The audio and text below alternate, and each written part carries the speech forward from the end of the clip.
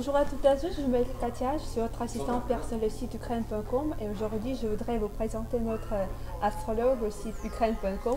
Bonjour Anna. Bonjour. Donc la première question, je sais que vous êtes professeur de français à l'université. Oui, c'est ça.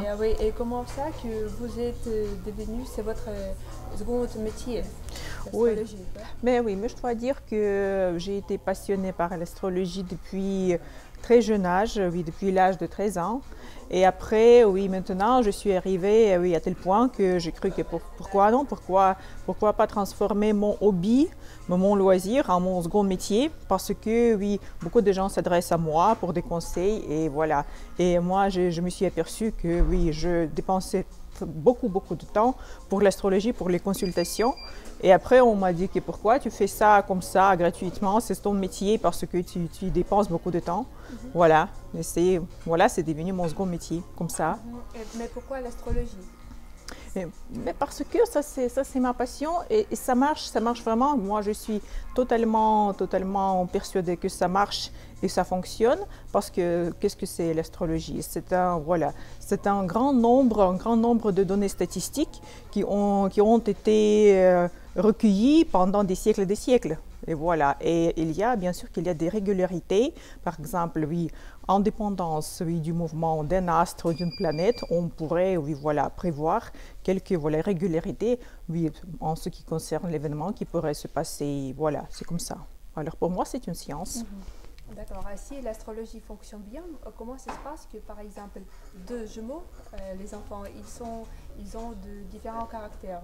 Oui, voilà. Mais je dois dire que l'astrologie est une science vraiment précise. Et si on parle de l'astrologie professionnelle, je dois dire que, par exemple, les deux jumeaux, ils ne naissent jamais à la même seconde. C'est toujours, il y a quelques secondes, par exemple, qui sont différentes. Et là, c'est déjà la différence des degrés, par exemple, de l'ascendant. Et dans l'astrologie, il y a cette notion des maisons, de l'ascendant.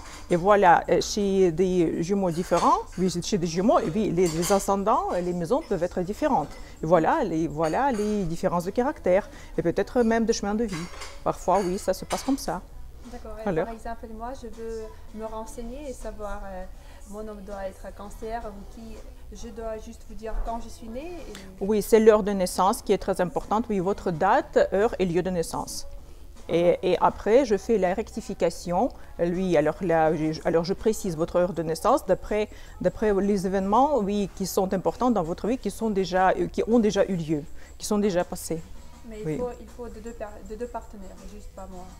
Par exemple, si je suis cancer, je suis née vous pouvez dire que Katia, ton il va naître, je sais pas, en mai ou quelque chose comme ça. Oui, mais bien sûr qu'il y a des régularités. Par exemple, bien sûr que, par exemple, si vous êtes cancer, votre soleil est en cancer. Oui, je me suis aperçue que c'est vrai que les signes de l'eau, ils s'assemblent, disons, oui, il y a une force d'attraction. Bien sûr que vous pourriez, par exemple, rencontrer plutôt des hommes scorpions, des hommes poissons. Oui. Peut-être, oui, mais ce n'est pas si simple que ça, parce que là, par exemple, la synastrie, la compatibilité astrologique, c'est plutôt, oui, la compatibilité des lunes des partenaires. Et là, je dois voir les thèmes des deux partenaires et puis de dire, oui, je pourrais dire comment ils sont bien compatibles ou non. Mais les lunes sont plus importantes là, parce que notre lune, c'est notre monde d'émotions, c'est notre monde de sentiments, et voilà, bien sûr que c'est notre bien-être et notre zone de confort. Et bien sûr que, oui, entre deux partenaires, les zones de confort doivent être aussi compatibles. Voilà, c'est comme ça. Est-ce que l'astrologie peut expliquer les choses concernant de tous les domaines dans la vie d'une personne? Presque toutes les sphères de vie peuvent être expliquées par l'astrologie, presque toutes les sphères, mais parfois ça peut être plus global, plus universel. Ben oui, mais parce que dans l'astrologie aussi, oui, je me répète, il y a cette notion des maisons. Il y a 12 maisons du thème astral de chaque personne. Par exemple, la première maison, c'est notre corps, notre santé, notre apparence physique, comment les autres nous voient. La maison 2, c'est nos ressources, nos finances, comment ça marche, comment nous pouvons gagner de l'argent, où nous pouvons gagner de l'argent, par exemple comme ça. Et ainsi de suite. La maison 10, c'est notre carrière. La maison 4, c'est notre famille, notre maison. La maison 7, ça, c'est notre partenaire. Oui, notre partenaire, notre bien-aimé, notre partenaire de vie. ou bien nos amis proches. Parfois, oui, c'est la maison 7. Presque toutes les sphères de vie. La santé aussi, les maladies chroniques, les maladies qui ne sont pas chroniques, qui peuvent être, disons, rétablies, guéries, traitées. Voilà, beaucoup de choses peuvent être, oui, oui, bien sûr. Ça veut dire que combien d'années vous avez passé pour apprendre à faire tout ça?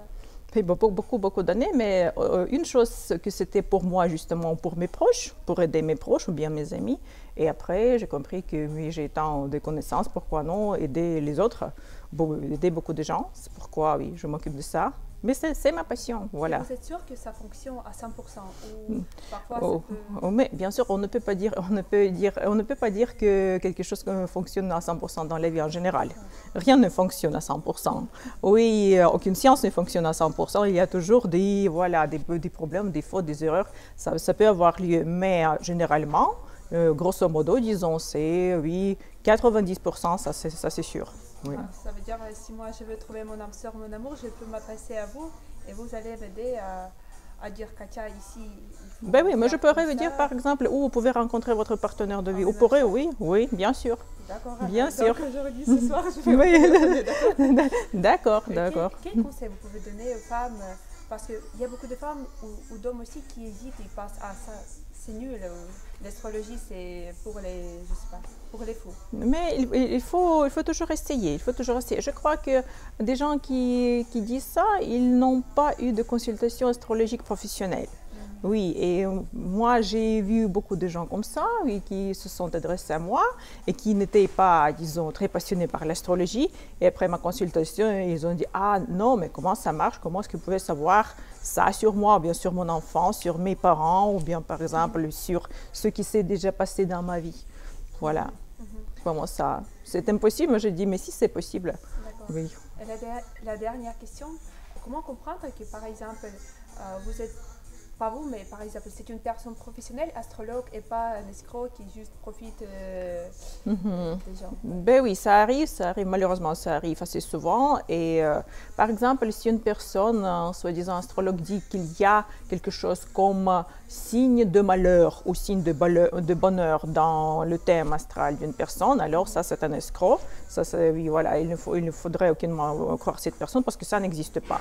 Il n'y a pas de signe de malheur, il n'y a pas de signe de bonheur. Alors tout peut changer et chaque personne, aussi l'astrologie, elle dit que toute personne, elle peut gérer son énergie, elle peut se développer, elle peut gérer les choses qui ne sont pas, disons, très, très bonnes depuis son naissance, mais elle peut gérer ça, elle peut travailler sur ça. C'est pourquoi, oui, il n'y a rien de si fatal, par exemple, dans le caractère d'une personne. Chacun peut faire un gros travail sur soi-même. Anna, merci beaucoup d'avoir répondu à toutes mes questions. Je suis très contente de vous voir aujourd'hui. Oui, également, oui. Merci d'avoir regardé cette vidéo. Si vous avez des questions, écrivez-les, on va vous répondre avec un grand plaisir. Et je vous souhaite bonne journée, au revoir. Mais bonne journée.